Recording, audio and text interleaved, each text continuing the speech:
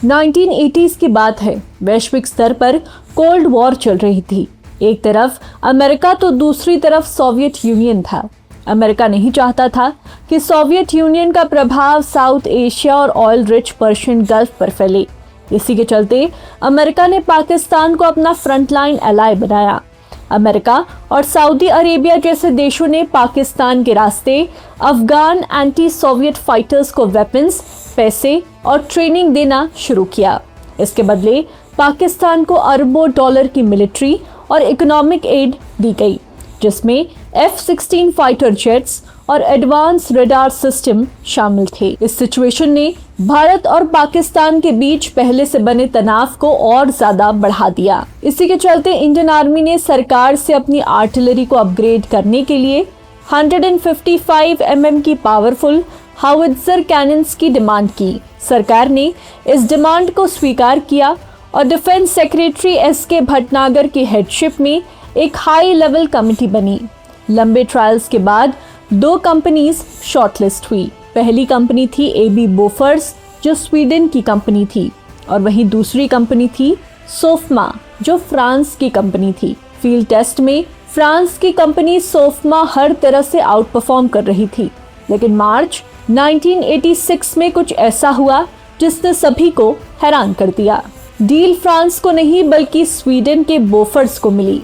1894 में famous scientist और Nobel prize के फाउंडर ऑल्फ्रेड नोबेल ने बोफर्स को खरीदा था। इस कंपनी के दम पर स्वीडन डिफेंस वेपन्स के मामले में आत्मनिर्भर बना था, लेकिन 1980s आते आते बोफर्स बैंकरप्सी के कगार पर था। अगर ये डील नहीं मिलती तो बोफर्स में हैवी ले ऑफ होते और स्वीडन के उस समय के प्राइम मिनिस्टर ओलॉफ पाल्मे की गवर्नमेंट गिर सकती थी। पाल्मे हर हाल में ये डील चाहते थे।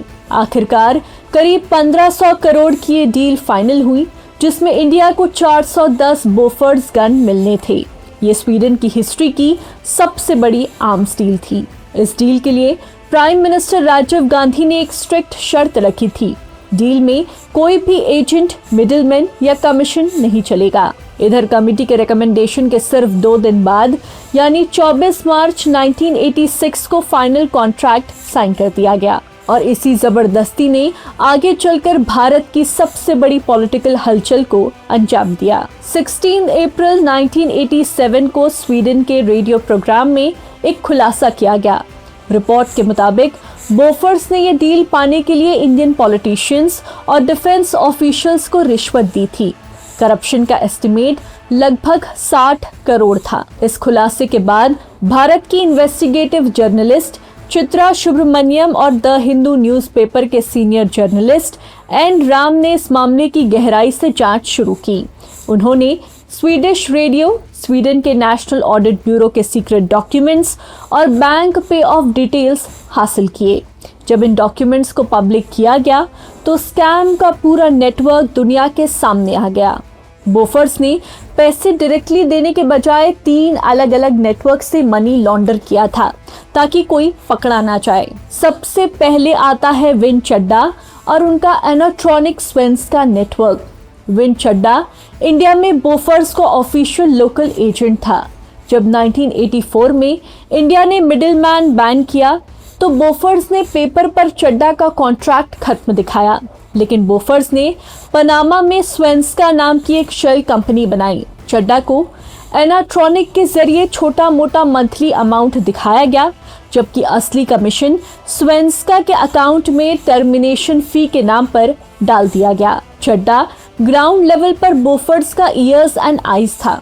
मिनिस्ट्री ऑफ डिफेंस के अंदर की खबरें, फ्रेंच कंपनी सोफमा की स्ट्रैटेजी और ट्रायल्स की इंटेलिजेंस वही बोफर्स तक पहुंचाता था।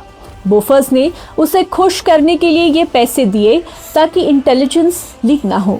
लेकिन बात सिर्फ लोकल एजेंट तक नहीं रुकी। दूसरा रास्ता था ओतावियो क्वात्रोची और एई सर्विस नेटवर्क। ओतावियो क्वात्रोची एक इटालियन बिजनेसमैन था जिसका आम डील से कोई लेना देना नहीं था, लेकिन राजीव और सोनिया गांधी के साथ उसकी गहरी दोस्ती थी।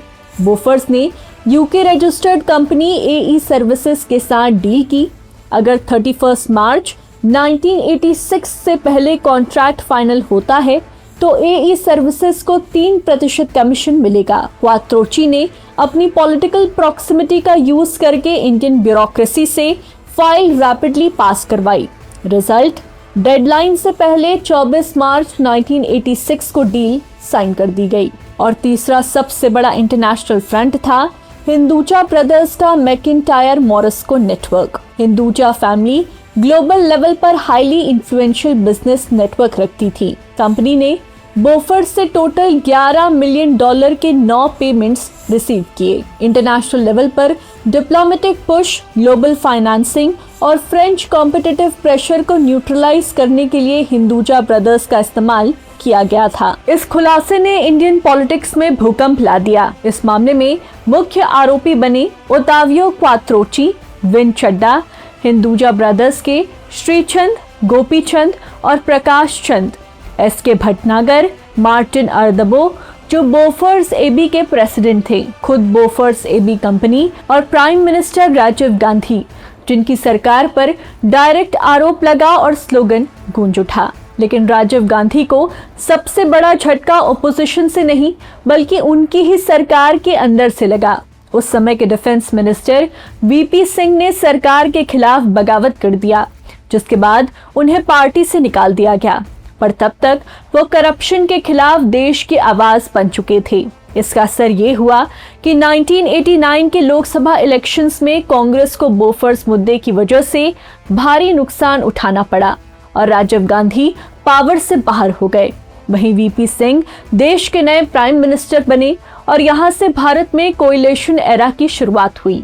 1990 में सीबीआई ने एफआईआर दर्ज की, लेकिन ये जांच सालों तक उलझी रही। 1993 में केस तब और कंट्रोवर्शियल हो गया जब क्वात्रोची सीक्रेटली इंडिया से भाग गया और बाद में उसके स्विस बैंक अकाउंट्स अनफ्रीज हो गए। ट्रायल पूरा होने से पहले ही विन चड्डा, एसके भटनागर, मार्टिन अर्दबो और ओतावियो क्वात्रोची की मौत हो गई। राजीव गांधी का 1991 में असैसिनेशन हो गया। 2004 में दिल्ली हाई कोर्ट ने राजीव गांधी और एसके भटनागर के खिलाफ सारे चार्जेस स्क्वॉश कर दिए। 2005 में दिल्ली हाई कोर्ट ने सॉलिड डॉक्यूमेंट्री एविडेंस ना होने के कारण हिंदुजा ब्रदर्स और बोफर्स कंपनी को भी बरी कर दिया। और अब हाल ही में सुप्रीम कोर्ट ने 2005 के दिल्ली हाई कोर्ट डिसीजन के खिलाफ आखिरी पिटीशन को भी खारिज कर दिया। इसके साथ ही बोफर्स का 40 साल पुराना लीगल चैप्टर हमेशा के लिए बंद हो गया। 40 साल तक केस चलने के बावजूद किसी को कॉन्विक्शन ना मिलने के 3 कारण थे।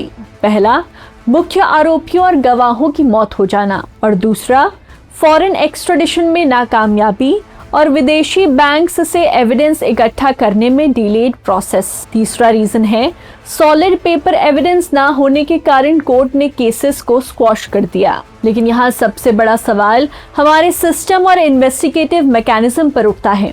जिस मुद्दे पर एक चुनी हुई सरकार गिर गई और प्राइम मिनिस्टर बदल गए, 40 साल तक उस मामले में हमारी एजेंसीज आखिर एक भी सॉलिड एविडेंस क्यों नहीं पेश कर पाई। खैर, आपकी इस पर क्या राय है मुझे कमेंट सेक्शन में ज़रूर बताएं। वीडियो इन्फॉर्मेटिव लगी हो तो लाइक, शेयर एंड सब्सक्राइब ज़रूर करें।